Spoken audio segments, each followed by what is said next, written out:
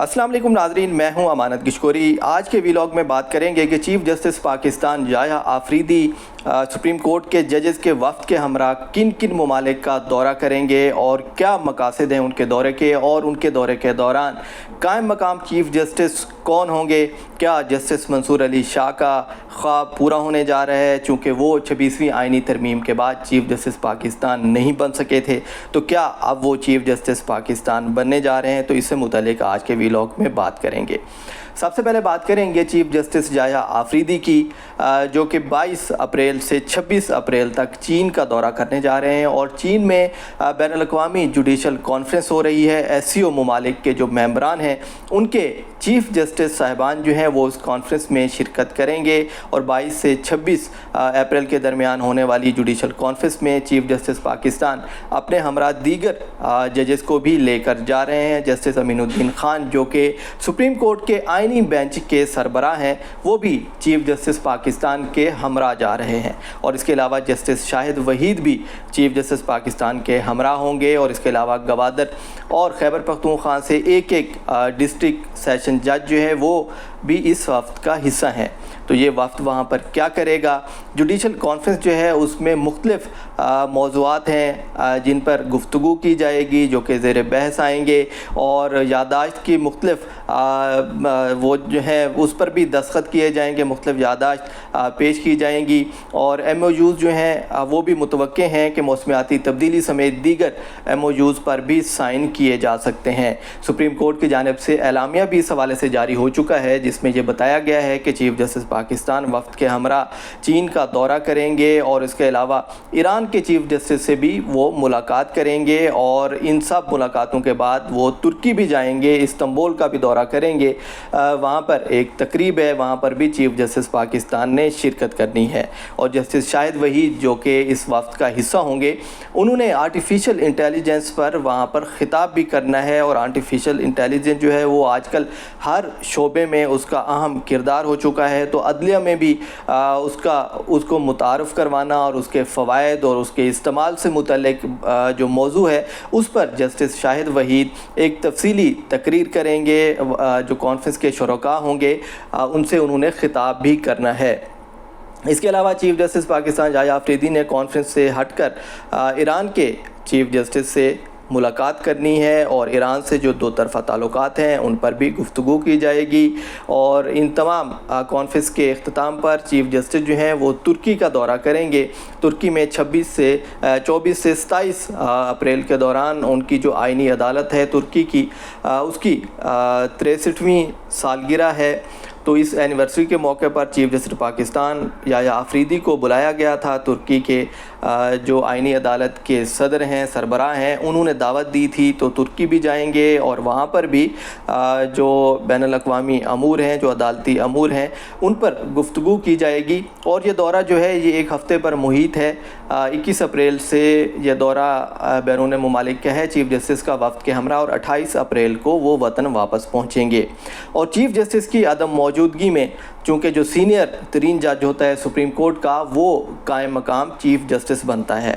تو جسٹس منصور علی شاہ چونکہ سینئر ترین جج ہیں، انہوں نے سابق چیف جسٹس قاضی فیاض عیسیٰ کی ریٹائرمنٹ کے بعد سپریم کورٹ کا چیف جسٹس بننا تھا، تاہم 26ویں آئینی ترمیم آئی، اور اس کے بعد عدلیہ کے جو اختیارات تھے، جو رولز تھے، وہ چینج ہو گئے، جس کے بعد جو سینئر ترین جج تھا اس کو چیف جسٹس بنانا ضروری نہیں رہا، بلکہ جو سینئر ججز ہوتے ہیں ان میں سے کسی ایک کو چیف جسٹس بنا دیا جاتا ہے۔ تو یحییٰ آفریدی کو چیف جسٹس بنا دیا گیا تھا، اور جیسے منصور علی شاہ نے اس پر احتجاج بھی کیا، اور 26ویں آئینی ترمیم کے خلاف فل کورٹ تشکیل دینے کی انہوں نے بار بار استدعا کی، انہوں نے خطوط بھی لکھے اس حوالے سے، جوڈیشل کمیشن کے اجلاسوں میں انہوں نے بات کی، تاہم چیف جسٹس یحییٰ آفریدی کا کہنا تھا کہ چونکہ یہ آئینی معاملہ ہے، اور آئینی معاملات اب آئینی کمیٹی دیکھتی ہے، آئینی بینچ کی کمیٹی دیکھتی ہے، اور آئینی بینچ ہی اس کو سنے گا، اور 26ویں آئینی ترمیم کا مقدمہ سماعت کے لیے مقرر بھی کیا گیا، اور جب مقدمہ سماعت کے لیے مقرر ہوا تو اس میں نوٹسز بھی جاری کیے گئے، تو وہ اس پر سماعت ایک ہو چکی ہے۔ قائم مقام چیف جسٹس منصور علی شاہ جو کہ ایک ہفتے قائم مقام چیف جسٹس پاکستان رہیں گے، تو ان کے کیا اختیارات ہیں اور وہ کیا کر سکتے ہیں چیف جسٹس یحییٰ آفریدی کی عدم موجودگی میں؟ قائم مقام چیف جسٹس منصور علی شاہ کون سے اختیارات استعمال کر سکتے ہیں اور کون سے ایسے اہم مقدمات ہیں جو کہ سماعت کے لیے مقرر ہو سکتے ہیں۔ اس وقت اگر دیکھا جائے تو سانحہ 9 مئی سے متعلق پی ٹی آئی کے متعدد مقدمات ہیں۔ عمران خان کے جوڈیشل ریمانڈ سے متعلق مقدمہ جو ہے وہ بھی سپریم کورٹ میں زیر التوا ہے، اور آئندہ ہفتے جسٹس ہاشم کاکڑ کے سامنے 12 مقدمات رکھے گئے ہیں عمران خان کے، اور اس کے علاوہ پی ٹی آئی کی جو دیگر قیادت ہے اس کے مقدمات بھی سپریم کورٹ میں آئندہ ہفتے سماعت کے لیے مقرر ہوں گے۔ تو ماضی کی کچھ مثالیں بھی موجود ہیں کہ جب چیف جسٹس ملک میں نہیں ہوتا تو جو قائم مقام چیف جسٹس ہوتے ہیں انہوں نے کیا کیا۔ ایک مرتبہ جب چیف جسٹس گلزار احمد بیرون ملک دورے پر تھے تو قائم مقام چیف جسٹس بنے عمر عطا بندیال، اور جب وہ قائم مقام چیف جسٹس بنے تو جسٹس قاضی فیض عیسیٰ اس وقت سینئر جج بن گئے سپریم کورٹ کے، اور انہوں نے صحافیوں کے اغوا پر پی ٹی آئی کے دور میں جو نوٹسز ہو رہے تھے ایف آئی اے کے، اس پر ایک درخواست سنی اور آج کو نوٹس لیتے ہوئے اس درخواست کو سماعت کے لیے مقرر کرنے کا حکم دیا اور بینچ تشکیل دینے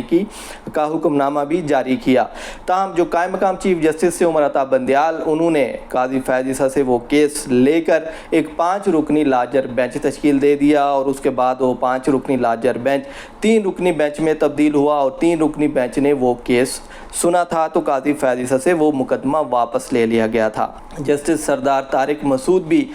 قائم مقام چیف جسٹس بنے تھے۔ جب چیف جسٹس قاضی فیض عیسیٰ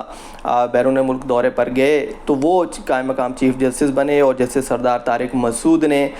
جو 9 مئی کے مقدمات تھے، توشہ خانہ سے متعلق جو مقدمات تھے وہ سماعت کے لیے مقرر کر دیے، اور ان میں پی ٹی آئی کو ریلیف بھی دیا اور ایک نوٹ بھی جاری کیا گیا جس میں توشہ خانہ سے متعلق کافی کچھ حقائق جو تھے وہ سپریم کورٹ نے اپنے اس حکم نامے میں لکھ دیے، اور ٹرائل کورٹ میں جو کیس چل رہا تھا اس میں کافی چیزیں جو ہیں وہ تبدیل ہو گئیں، کیونکہ سپریم کورٹ کے اس میں آبزرویشنز آ گئیں، سپریم کورٹ کے ریمارکس آ گئے۔ تو اب یہ سب کچھ دیکھتے ہوئے جسٹس منصور علی شاہ جو ہیں وہ قائم مقام چیف جسٹس ہوں گے، اور اگر وہ عمران خان کا مقدمہ سماعت کے لیے مقرر کر دیتے ہیں جسٹس ہاشم کاکڑ سے، وہ بینچ تبدیل کر کے اپنے سامنے اگر وہ مقدمہ لگا دیں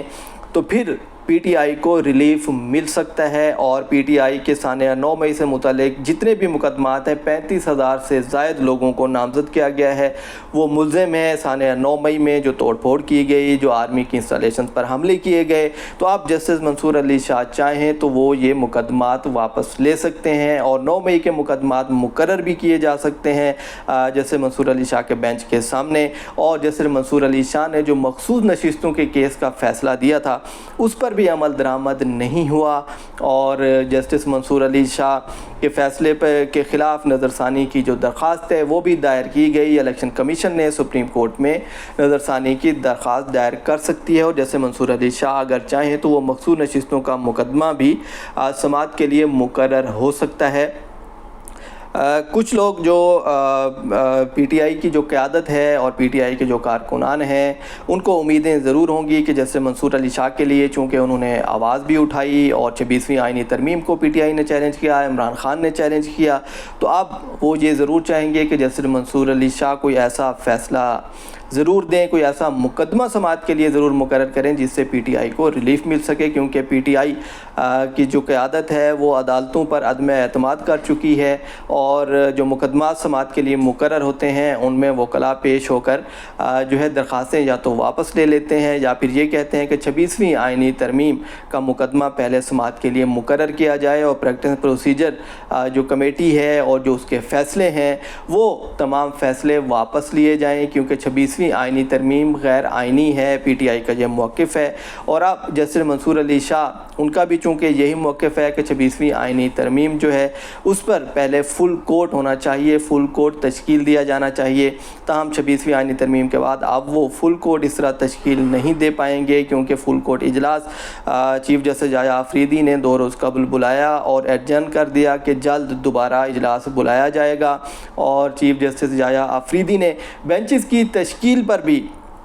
فیصلے کر دیے ہیں، جو روسٹر ہے آئندہ ہفتے کا وہ بھی جاری کیا گیا ہے، اور کن بینچز میں کون سے مقدمات سماعت کے لیے مقرر ہوں گے یہ بھی چیف جسٹس نے تمام امور سر انجام دے دیے ہیں۔ جب وہ بیرون ملک ہوں گے تو ان کے پیچھے اگر عدالتی محاذ کھلتا ہے، کوئی اس طرح کے معاملات چلائے جاتے ہیں تو پھر ان کا انتظام بھی وہ کر کے گئے ہیں. تاہم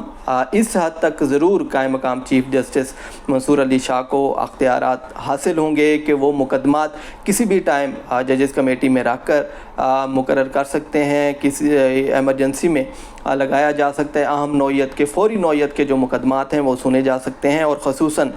9 مئی سے متعلق جو مقدمات چل رہے ہیں, اور عمران خان کے جتنے مقدمات ہیں 12 مقدمات ہیں عمران خان کے, جس میں ان کی ضمانت منسوخی کے کیس ہیں, ان کے جسمانی ریمانڈ کے لیے پنجاب حکومت نے اپیلیں دائر کر رکھی ہیں. چیف جسٹس یحییٰ آفریدی نے بھی وہ مقدمات سنے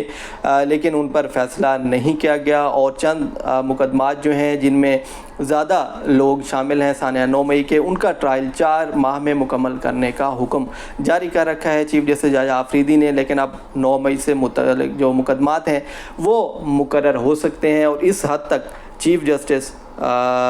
کی عدم موجودگی میں جو قائم مقام چیف جسٹس ہوں گے منصور علی شاہ, وہ ضرور اس طرح کے احکامات جاری کر سکتے ہیں. لیکن اس حوالے سے جو بھی مزید اپڈیٹ ہوگی کہ یہ ہفتہ کیسا گزرے گا, 21 اپریل سے 27 اپریل تک سپریم کورٹ میں کوئی بڑی اس میں ہیپننگز ہو سکتی ہیں, کوئی عدالتی محاذ پر ہمیں بڑی خبریں مل سکتی ہیں کہ جیسے منصور علی شاہ بطور قائم مقام چیف جسٹس کیا اقدامات کرتے ہیں, کون سے اہم مقدمات سماعت کے لیے مقرر کرتے ہیں, اور کیا پی ٹی آئی کو وہ ریلیف فراہم کریں گے یا نہیں. تو یہ آئندہ ہفتے تمام چیزیں سامنے آئیں گی, اور اس سے متعلق مزید جو اپڈیٹ ہوگی اسے بھی آپ کو انشاءاللہ ضرور آگاہ کریں گے. تب تک کے لیے اجازت دیجیے, اللہ حافظ.